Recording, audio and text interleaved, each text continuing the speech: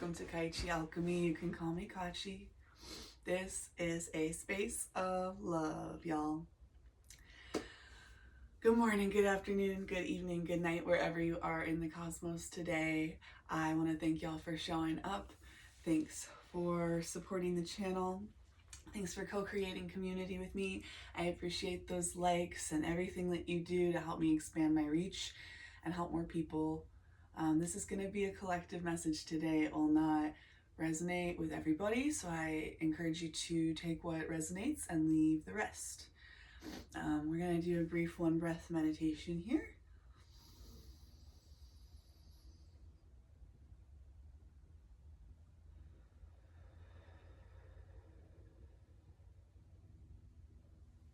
All right, so we're going to get into the message today.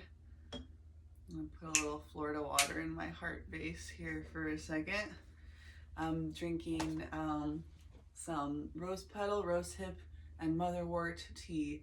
Maybe some sort of herbal significance to you or symbolic significance to you. Or, you know, I'd just love to know what you're up to, what you're drinking, if that's going on for you. Leave that to steep for just a second longer. Today, I was originally planning on doing a Taurus message, and it has been coming through, but it kind of felt like I needed to sit on it a little bit longer.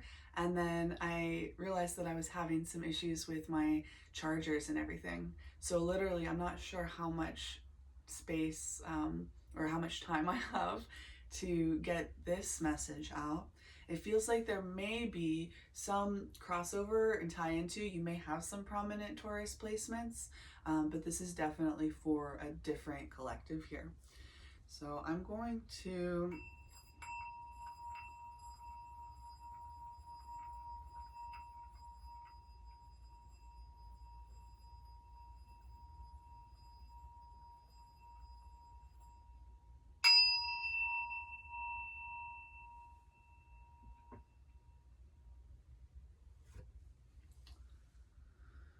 okay. Before we get started, I'm going to, I rolled the die, but I didn't really throw it. I think I was worried about the loud clanking noise or something maybe. It landed on a 3, but it was also like okay. It landed on 3. And then when I did it again, it landed on 1. So, what is that? Empress, Magician, creativity. What is that? Creative manipulation, right? That's literally what the Empress and the Magician are. Creative manipulation. So I'm gonna get an archetype card to start with. Came right out. The Mentor. Okay. Owl. Wisdoms. Interesting. I think I might read the guidebook for this one because I'm not as familiar with it as a lot of the other cards here. I'm just gonna pull it up in the guidebook. The Mentor. The Mentor. 73. Okay. The Mentor, the teacher, the sage, the guru. It is said that cosmic knowledge pours down on the world like a great illuminated waterfall. This can be an overwhelming force. The true teacher, though, is said to be able to hold this flow of wisdom at bay while the student sips from a focused stream. The Mentor archetype has a gift for reading the room, for sensing the exact ingredient that will stimulate growth within the student, whether pleasant or painful. The Mentor may appear aloof or available, harsh or tender, humorous or rigid. Their gift is to know what serves the soul. Ultimately, the Mentor is in service of the greater cosmic good and aids in the elevation of consciousness. Anytime the mentor forgets this humble link and mistakes themselves for the source of enlightenment, the archetype falls into shadow. Right, so there's something here about, you know, not letting success get to your head. I don't know if that's the right word exactly. But there's also a lot about kind of this INFJ kind of archetype almost, like the counselor that is the mentor. And it is about knowing when to be hard and when to be soft, and knowing what people are thinking and feeling and what they need and want, but also being aware of like if they're not ready to see that, if they're not ready to address that, etc., then it doesn't do any good to interact with people based off of what you know about them or what you know about the world. You have to kind of meet people where they're at and gauge how they see themselves and how they see the world and everything. And so in that way, you're able to meet different people in different places. It's not like a teacher, like you learn how to teach second grade and then you just do it over and over and over again, and everybody is treated the same and it can be kind of monotonous. The mentor is more about wisdom than knowledge. It's not a skill set you just develop and then you forget about. It's a life calling, it's a life mission, it's a lifelong process. Yeah. And this owl is like in flight. So it's like you're actively in the process. If this message is resonating for you, you're actively in the process of stepping into this mentorship role, or maybe you have for a long time, but in any case, it's active right now. It says when light, focused, clear, bright, remains a student, when dark, self-serving, envious of youth, righteous, rigid. Okay, so I'm definitely getting a lot about maintaining a student mindset, which is what makes the difference between a teacher and a mentor, honestly. And releasing rigidity. And you may or may not have a tendency to fall into like self-serving behaviors, but we all have shadow. I think the owl's really good at seeing in the dark, right? But sometimes, for some people, in some situations, the people that can see in the dark the best occasionally can't can't see themselves. They see so much about other people that sometimes there's not so much room for the self, right? So the self-serving behavior really comes more from like a rejection and an ignorance, like an ignoring of yourself, of your reality, of your needs, of your wants, of your desires, of your shadows, of your... And I mean, obviously, you can't avoid that stuff entirely when you're in this mentor mode. But again, things can get very distorted when you are so very focused on your environment. So there's definitely a lot about just finding balance here. It says to go deeper, the riddles of Zen masters and their students. What's that called? A cone? Yeah. So it would be useful for you to contemplate something that takes a lot of contemplating. I'm just gonna get into the Light Seers Tarot for you guys, and I think that that's all that we're gonna use today. We'll see what I am called to do, but again, this will be a quite short message for a very specific collective here. We've got the root chakra candle going right now. I mean, that is Magician. That's about the self. I'm getting a lot of like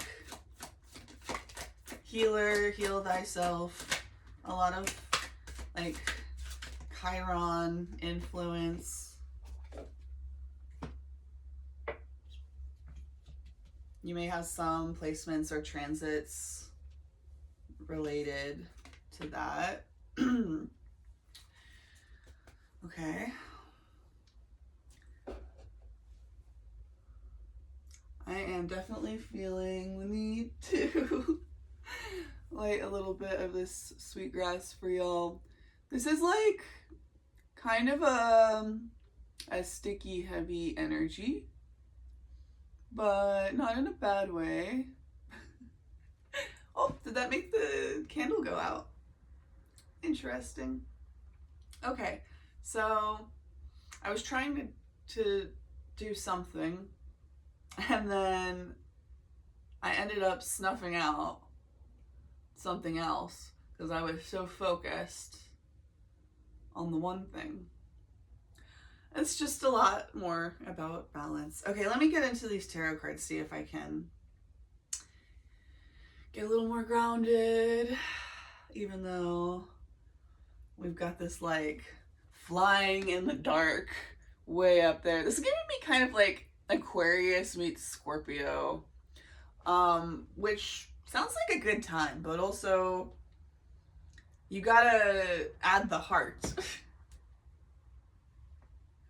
to make that play out the way that you'd probably like. So we got the Two of Swords and the Five of Wands in reverse in the recent past for y'all. And that's quite interesting that they both came out in reverse, and also that they're both quite challenging cards a lot of the time.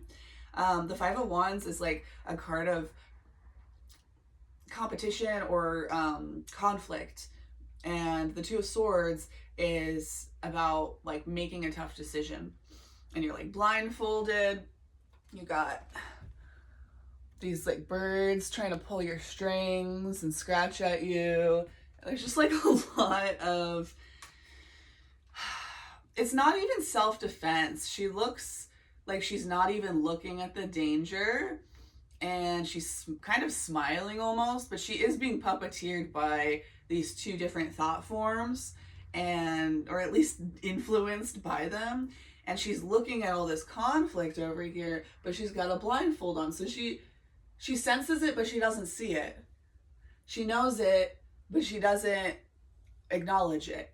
And that's what's keeping her in this Two of Swords, right? So in your recent past, you made a decision to remove yourself from an environment of conflict, a situation where there was a lot of conflict. And then in the present position, we have Nine of Wands. Nine of Wands is kind of a card of being overwhelmed and exhausted and pushed to your limits. It's not quite a Ten of Wands, like at the very end of the road, but it's getting there. And in this card, it's interesting because, I mean, she is kind of giving like a dark look, like the pain in the eyes, but not really, not self-pitying at all. It's almost like a pride. It's almost like a pride in the struggle. It's almost like a pride in the being overburdened. It's almost so like you saw something that was challenging for you to accept, and that's good, and that's progress, but it's like you're still in this space of, it's like a martyr energy almost, you know? So in this card, she's kind of looking down. It's like she's looking down on other people, maybe, for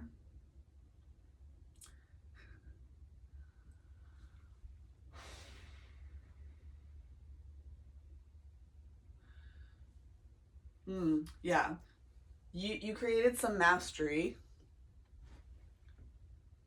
right? And now this girl is like kind of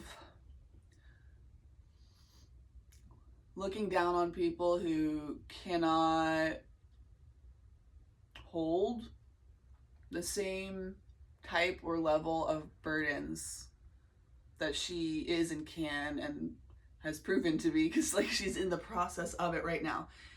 You may be struggling right now with fire energy, with like too much fire energy. It may be like defensiveness. Yeah. Man, okay. And then we have the Five of Cups in the near future position. The Five of Cups is kind of, well, let me get the guidebook because I know it's a little bit different, I think, in this deck than usual. But we went from swords and wands to cups. So we went from air to fire to water. From air to fire to water. So there's some kind of like solar plexus healing going on right now. And that comes through both developing healthy self-esteem and also acknowledging and looking at where our pride comes from. For the mentor archetype, I feel like it's very easy for this collective to fall into a kind of martyr complex. And I sense that you catch it often, but that it's kind of a consistent struggle, right? So this may be a repeated situation, like maybe you learn from it every time, but maybe this is a pattern that you are starting to learn to recognize in yourself just as much as you can't even help but recognize in other people, right? Okay, so Five of Cups says grieving, disillusioned, disappointment, betrayal, bitterness, wallowing, self-pity can signify a broken heart. And on the Shadow Seer side, it says not letting go of past trauma, crying over spilled milk, rooting deeply into shadow work without healing and letting go, old stories that become a part of you, callousness, becoming jaded.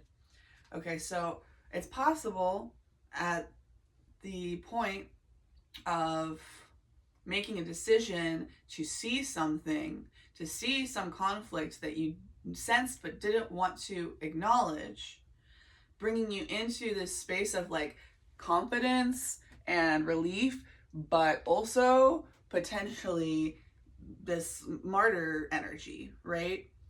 And so you have to be careful about how you move forward, because it's good that you saw and acknowledged the thing that you sensed that you didn't want to see. But it's a burden to see and acknowledge the truth of the situation. And so you can either take that burden and grieve, accept that process of disillusionment, process that disappointment, that betrayal, feel that bitterness, feel that broken heart, even spending some time in wallowing and self-pity if that's something that you often resist and feel like there's never a good reason for. Maybe you even kind of detest and look down upon people when they fall into a space of self-pity, regardless of the fact that everything works together for good, even when people are out of alignment with what your highest values might be, right? So this is really about turning your attention back into yourself and finding that self-worth and feeling solid in it and standing in it, but making sure that that doesn't allow you to become bitter and callous and jaded. I get the sense, because it is in the upright, that you have been letting go of past trauma. You have been processing things and not necessarily crying over spilled milk, but more just processing and accepting your betrayal, like feeling the feelings in regards to it, but not so much of this energy of like failure, more of this energy of like success and like healing tears, even though it's about something negative.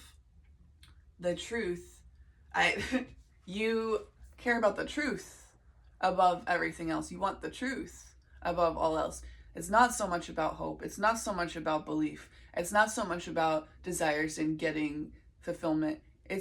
That is your fulfillment. You just want the truth.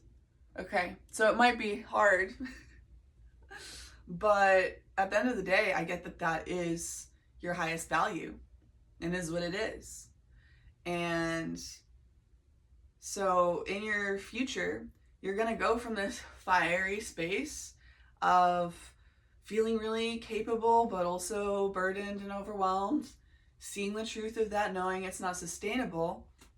And in the near future, coming into this more watery space of healing and integrating and slowing down. She's like sitting down on the beach, looking down into this hole, watching her water from one of the bowls swirl down into this hole here, right? Looking into her underworld. It's like late at night. It's giving some moon energy. She has a cup behind her that she doesn't see, that's full of like all of the colors of the rainbow. Where is that? Right here? Yeah. And this is a good thing. I mean, people usually don't see this kind of melancholy card as a good thing. But let's read from this book. The illusion is lifting, and you may suddenly find yourself in the middle of a reality that is painfully disappointing. If your dark night was a result of someone else's deception, you will need to find the seeds of forgiveness in order to avoid a calloused heart. Release yourself from any guilt around the situation. When we realize that the future we were working towards is no longer an option, it's easy to focus on the loss and allow our energy to stagnate and spiral into self-pity. Don't allow your life force to drain away with the things you once loved. Allow your tender heart to navigate towards the curative magic of finding faith in your future. If you are having a hard time letting go, unhook your heart from your fragmented dreams and give yourself permission to envision a brighter future. Dismantle your grief, reclaim your happiness, and consciously step back onto a path filled with hope. And then there's an affirmation. My tender heart helps me navigate toward my bright future. So this is an acknowledgement of the fact that, okay, maybe you've got this feeling of like strength as far as like spiritual strength, as far as like physical strength, as far as like self-determination and stuff goes. But maybe you don't value quite as much at this moment the grief part. The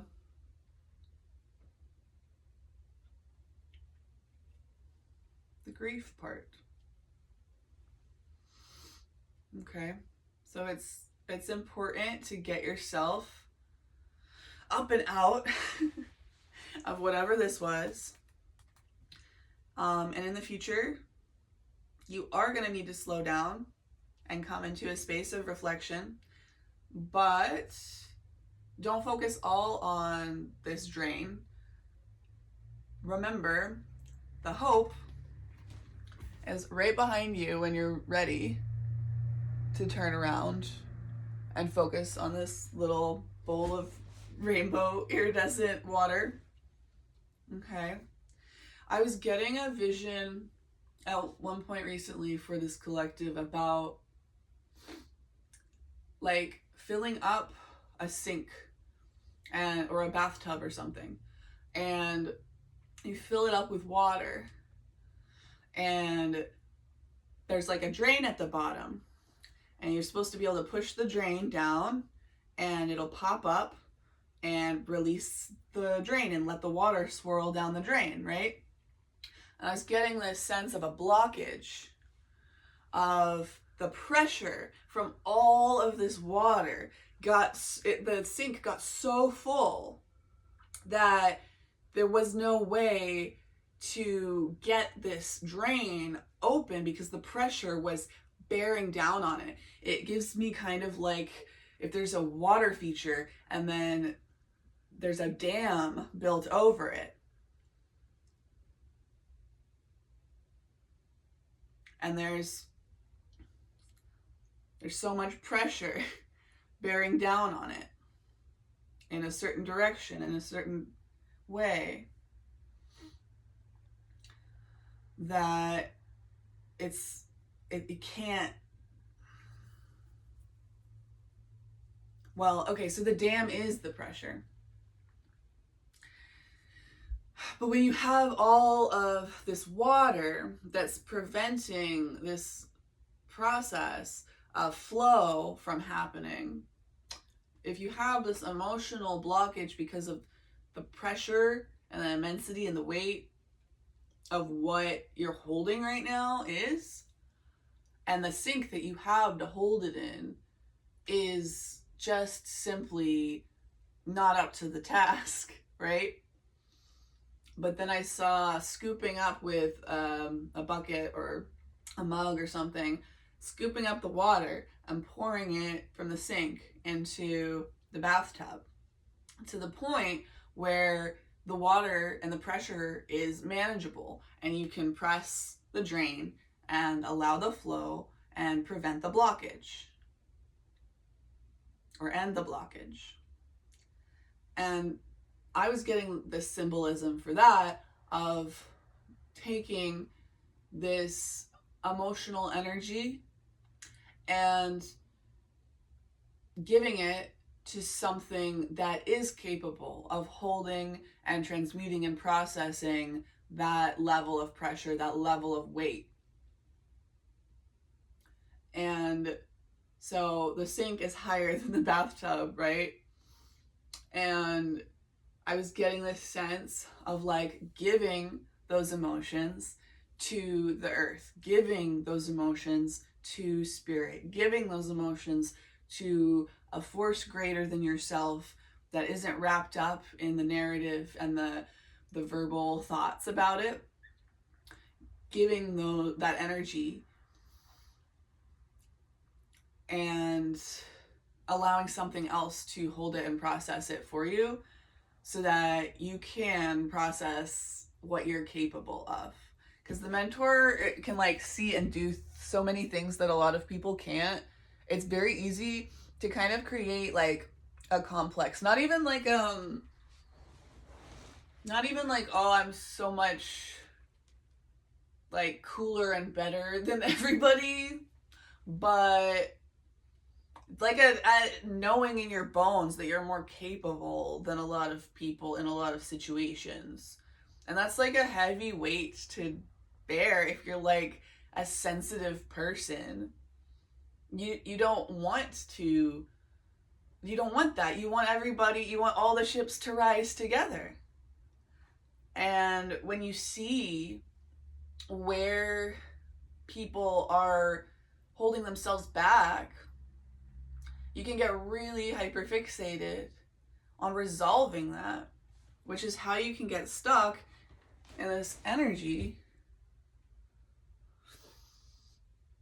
because you're not willing to acknowledge the human element of some people are just not ready to see things. Some people are just not ready to say things. Some people are just not ready to do certain things. And that is their right. And that is for the greater good at the end of the day. Okay? Oh my goodness.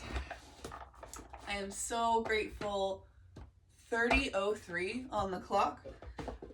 I am so grateful that I've had enough battery to get through all of this video so far, but I'm sure that that's not gonna last for too long. So what I would like to do is pull one banned books card for y'all and see if we can get a little bit deeper of a layer here. I think it's so funny that this deck is the banned books deck, and the cards, the way that they're made, I just always almost get paper cuts. We got 8 of Pens, the Scarlet Letter, Nathaniel Hawthorne. The Scarlet Letter. Something about Easy A. Also, if you've ever seen that movie, it's kind of like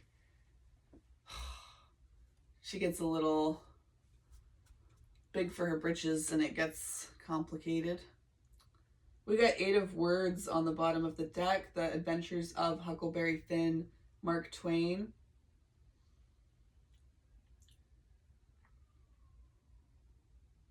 Man.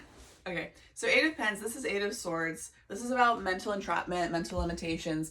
This lady is wearing a blindfold. Funny. Okay. Wearing a blindfold, right? This is you. And this is like your inner child. She's like, hey, you don't have to be caught up in between all these swords.